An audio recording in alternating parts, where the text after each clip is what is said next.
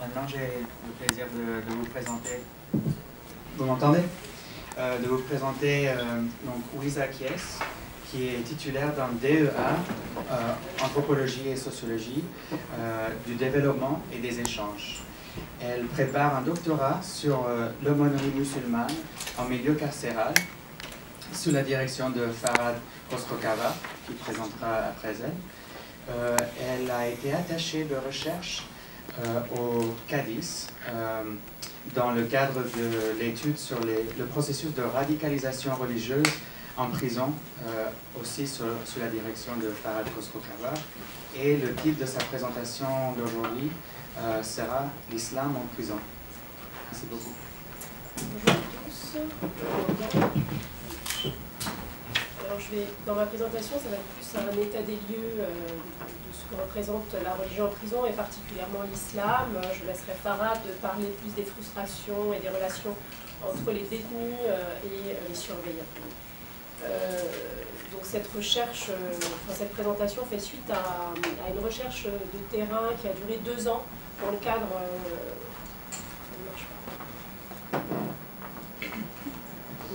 Je répète ou c'est bon? Oui. Donc, bonjour à tous. Effectivement, vous n'entendez pas. Donc je vais faire une présentation de ce que représente la religion en prison, particulièrement l'islam en prison.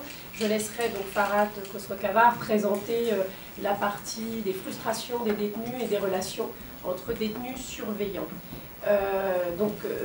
Cette présentation fait suite à un travail de terrain qui a duré 2 ans dans le cadre d'une recherche financée par la direction de l'administration pénitentiaire sur le processus de radicalisation en prison. Donc j'en parlerai peu dans cette présentation puisque ce n'est pas forcément l'objet aujourd'hui. La méthodologie, le terrain déjà, c'est 5 prisons dans différentes régions en France, dans la région Nord, en région parisienne, à Lyon et région Centre. Dans des maisons d'arrêt, une centrale, essentiellement des maisons d'arrêt. Donc quand on parle de méthodologie, on a décidé de choisir une méthodologie d'entretien semi-directif des récits de vie. Nous sommes entretenus avec le personnel de l'administration pénitentiaire, les détenus, mais aussi les intervenants comme les aumôniers et les intervenants culturels qui interviennent en prison régulièrement. Quand on parle d'islamophobie dans la société, alors je n'étais pas là hier malheureusement, mais on entend souvent parler à l'extérieur d'islamophobie. En prison, c'est un peu plus délicat. On ne parle pas forcément, et les détenus eux-mêmes ne parlent pas d'islamophobie.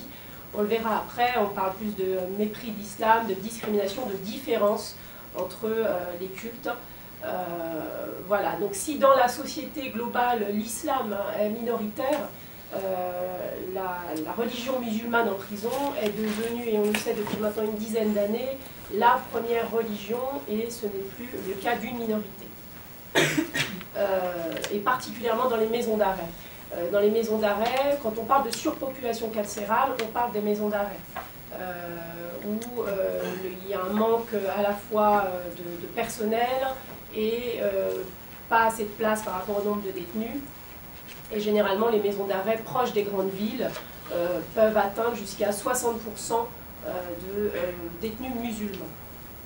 Alors, la liberté de culte en prison est un droit fondamental qui doit être assuré dans tous les lieux privés de liberté, donc les hôpitaux, mais aussi les prisons. Et l'administration pénitentiaire, en principe, doit permettre l'accès au culte, à tous les cultes, grâce à l'organisation des aumôneries. Notamment, il y a toutes les aumôneries qui sont représentées, toutes les religions représentées, donc les catholiques, les protestants, les juifs, les musulmans bien sûr, et depuis peu les bouddhistes. Donc toutes les aumôneries sont représentées. La plus ancienne est effectivement l'aumônerie catholique, qui a démontré pendant plus d'1 siècle le rôle fondamental de la religion en tant que moyen de réinsérer l'individu. Et pour cela, l'administration pénitentiaire se rend compte qu'effectivement la religion peut être un vecteur possible de réinsertion, d'où la nécessité d'organiser la question de l'aumônerie musulmane qui peine un peu à se mettre en place ces dernières années. Mais depuis 2006, l'aumônerie musulmane s'organise, puisqu'en l'espace de 10 ans, le nombre d'aumôniers a été multiplié par 4, ce qui n'est évidemment pas suffisant, mais j'en parlerai après concernant l'organisation de l'aumônerie musulmane. Donc la religion est effectivement reconnue comme positive par l'administration pénitentiaire, dans la mesure où elle peut permettre la promotion des individus en tant que sujet individuel. La religion permet de prendre du recul et de s'affirmer individuellement. C'est en ce sens que la religion devient intéressante pour l'administration pénitentiaire. Ça se complique plus particulièrement quand il s'agit de parler de groupes, de communautés, mais pouvons-nous parler en prison de communautés musulmanes? Parce qu'effectivement, il y a différentes manières de croire et donc différentes manières de pratiquer comme à l'extérieur, et il y a autant de pratiques que de musulmans. Cependant, pour être assez brève, on peut distinguer à peu près 4 profils types. Il faut savoir que chez les musulmans qu'on retrouve dans les maisons d'arrêt sont généralement jeunes, entre 18, 25 ans, voire 30 ans, sont issus de l'immigration maghrébine ou d'Afrique noire, viennent de quartiers aussi un peu défavorisés, des banlieues qui entourent les grandes villes, de familles modestes, avec des parcours scolaires et familiaux en rupture, continuellement en rupture, très peu insérés, très ancrés dans la délinquance. Voilà, donc on voit d'une part ceux qui pratiquaient déjà à l'extérieur et qui avaient eu une éducation religieuse, familiale et religieuse, qui continuent de manière plus assidue en prison leur pratique, mais tout à fait discrètement, qui revendiquent lors des entretiens, qui exprimaient effectivement leur regret de ne pas avoir suffisamment d'aumôniers, de ne pas pouvoir avoir accès à la viande halal, mais c'est une revendication tout à fait discrète et qui ne dérange pas, entre guillemets, l'institution, l'administration pénitentiaire.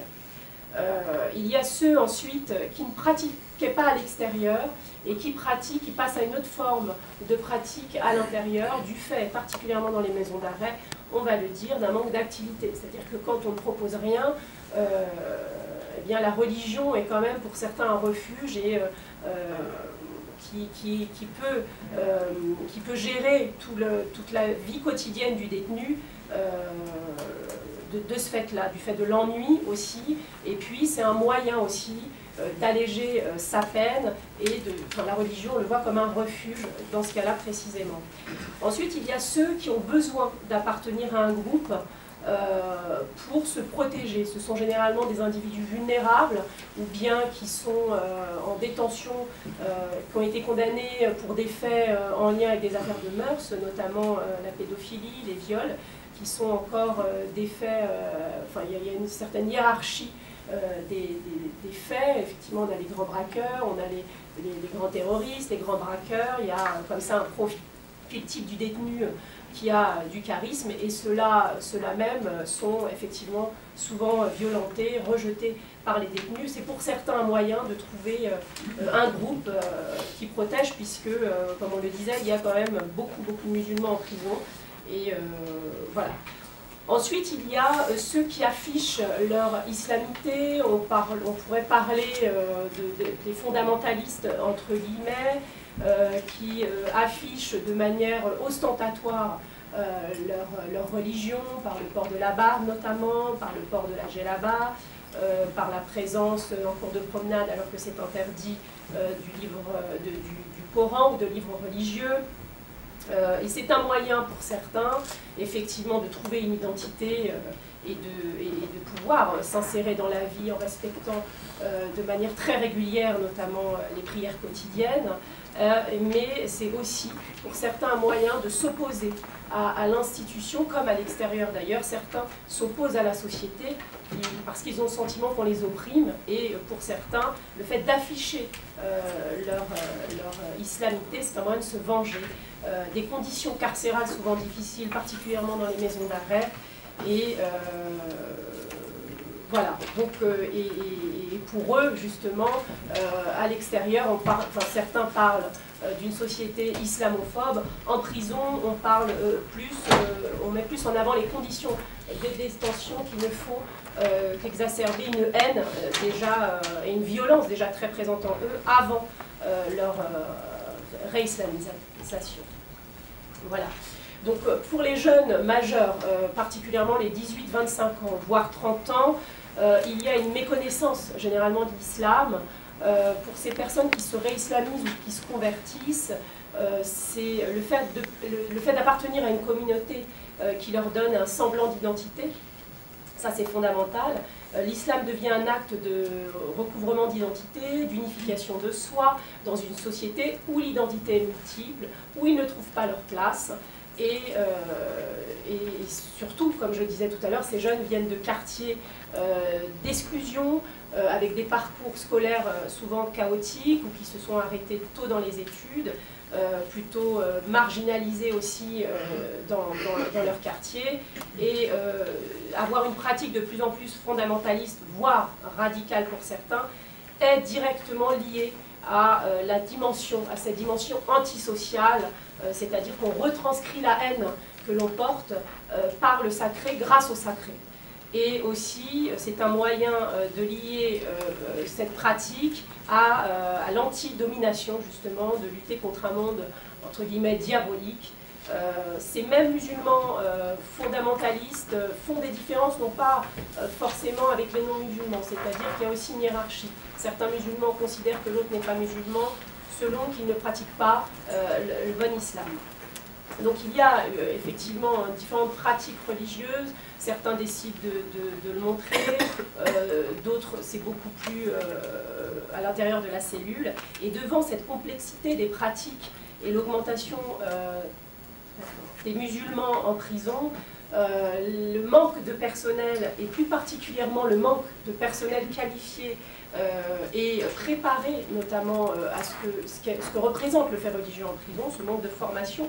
D'ailleurs, l'administration pénitentiaire s'en est rendu compte, puisqu'elle a financé quand même de grandes études à ce sujet pour essayer de trouver des réponses dans la formation aussi du personnel. Par ailleurs, l'architecture aussi des prisons, les plus anciennes notamment, ne permettent pas de rassembler beaucoup d'individus dans une même salle, puisque dans des prisons très anciennes, de plus d'un siècle, on réunit 2 cellules, donc c'est vraiment des petites surfaces, et on ne peut pas avoir plus de 15 individus en même temps, pour des raisons de sécurité. Enfin, donc le contexte effectivement international, national, et particulièrement depuis les événements de 2001, n'ont fait qu'accentuer les amalgames entre l'islam fondamentaliste, donc l'islam fondamentaliste que je disais visible et puis ayant une pratique très ostentatoire, mais pas forcément violente, et puis cet amalgame avec l'islam radical, donc qui est la combinaison justement entre cette idéologie extrémiste et le passage à l'acte violent. Cet amalgame est fait, on le sait, à l'extérieur, véhiculé pas seulement d'ailleurs par les médias, par les politiques aussi. En prison, c'est un peu la même chose. L'administration pénitentiaire n'arrive pas vraiment à faire de différence. Et ça influence grandement ce qui se passe aussi en prison. Et cet amalgame-là met beaucoup de pression sur les fondamentalistes, en fait, en prison, toute expression religieuse visible est surveillée. Donc la pression sur le profil des barbus met mal à l'aise les détenus, c'est-à-dire même ceux qui ne sont pas fondamentalistes, puisqu'ils se sentent aussi visés, donc ils considèrent qu'ils sont surveillés sans cesse, et certains convertis ne veulent pas déclarer leur appartenance à la religion musulmane pour éviter d'être surveillés, épiés et sur des listes, puisqu'il y a cette rumeur réelle ou pas, ou imaginaire, sur le fait de s'inscrire au culte, on serait ensuite surveillé à la sortie de prison. Donc beaucoup ne s'inscrivent pas au culte, ne s'inscrivent pas sur les listes aussi du Ramadan, à cause justement de cette peur d'être stigmatisé comme étant radical. Donc globalement, l'islamophobie réelle ou ressentie par ces détenus peut être pour certains, source de radicalisation, puisque ça ne fait que conforter effectivement le discours des plus radicaux qui déclarent que l'islam est méprisé, l'islam n'est pas considéré. Or, il est difficile en prison de réellement évoquer, de parler d'islamophobie, puisque l'institution, même si elle le fait maladroitement, essaie quand même depuis quelques années de mettre en place, difficilement, d'organiser le culte musulman. Alors effectivement, le nombre d'aumôniers n'est pas suffisant, mais là, est-ce la responsabilité aussi de l'administration pénitentiaire? Donc là, je vais parler particulièrement de l'organisation de l'aumônerie musulmane qui tente depuis particulièrement 2006 de s'organiser. Donc il y a un aumônier référent, un aumônier national référent qui essaie, tant bien que mal, de recruter au mieux des aumôniers, mais il en manque à l'appel. Et donc c'est l'institution religieuse elle-même qui doit être remise en question, et non pas forcément l'institution publique, puisque, et les aumôniers le disent eux-mêmes, beaucoup ont mal à aller dans les prisons, parce qu'ils considèrent que ça va mieux maintenant, mais effectivement, ils préfèrent aller vers les hôpitaux ou vers l'armée, un détenu étant considéré comme un mauvais musulman. Donc il y a une augmentation certes des aumôniers, on a dit à peu près 4 fois plus d'aumôniers en l'espace de 10 ans, mais pour presque 200 établissements, ça laisse certains établissements sans aumôniers. Par ailleurs, les aumôniers sont âgés, mais ça peu importe les aumôneries, on retrouve des aumôniers relativement âgés, plus de 60 ans, ils n'ont pas de véritable statut, c'est-à-dire qu'ils ont des indemnités, c'est un engagement personnel de leur part que de venir en prison. Les prisons sont généralement très mal desservies, donc c'est un investissement lourd. Souvent, certains travaillent à l'extérieur. Okay. Donc du coup, l'organisation peine à se faire. Donc il existe une forte demande de la part des détenus, mais aussi de la part de l'administration pénitentiaire. L'administration pénitentiaire demande plus d'aumôniers musulmans, puisque c'est un moyen, un outil pour elle de lutter efficacement contre les dérives sectaires ou extrémistes, voire radicales. Aujourd'hui, à la fois, les détenus demandent d'avoir accès au culte le vendredi, ce qui n'est pas toujours le cas dans certaines prisons, mais paradoxalement, les détenus ne s'inscrivent pas forcément, comme je le disais, sur les listes de culte, et ont une vision assez ambivalente de l'aumônier musulman.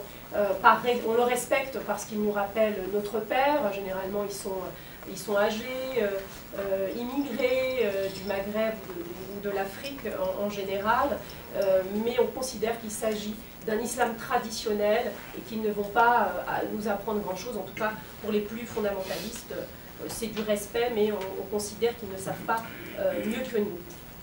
Donc voilà. Donc le faible nombre d'aumôniers rend possible des imams qui s'autoproclament. On l'a vu dans une grande centrale qui posait effectivement des problèmes, puisque le culte doit être géré par un aumônier, sinon il ne peut pas se mettre en place. Donc le problème des imams autoproclamés pourrait induire les détenus en erreur, et surtout aussi leur proposer une interprétation radicale de la religion. Donc les imams ne sont pas effectivement toujours bien vus, et leur faible nombre numérique par rapport au nombre des détenus ne leur permettent pas aussi, contrairement à d'autres aumôniers, et je pense notamment aux aumôniers catholiques, d'avoir un rapport à l'individu, un rapport au détenu individuel. C'est-à-dire qu'ils sont présents essentiellement pour la plupart pour célébrer le culte qui dure à peu près moins d'1 heure, le vendredi quand c'est possible, ou alors en matinée pour des lectures du Coran. Donc, où c'est un moyen pour certains aussi d'obtenir effectivement le Coran, des tapis de prière, ou de recevoir aussi le colis pendant les fêtes religieuses.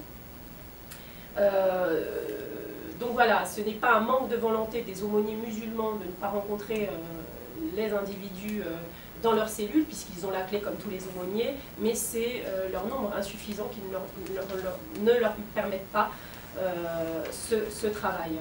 Voilà, je crois que c'est pratiquement fini. Voilà, donc je me posais la question pour faire transition avec la présentation de Farhad. Est-ce que dans ce contexte-là, on peut parler, dans le contexte carcéral, d'islamophobie? Dans quelle mesure on peut en parler? Voilà, je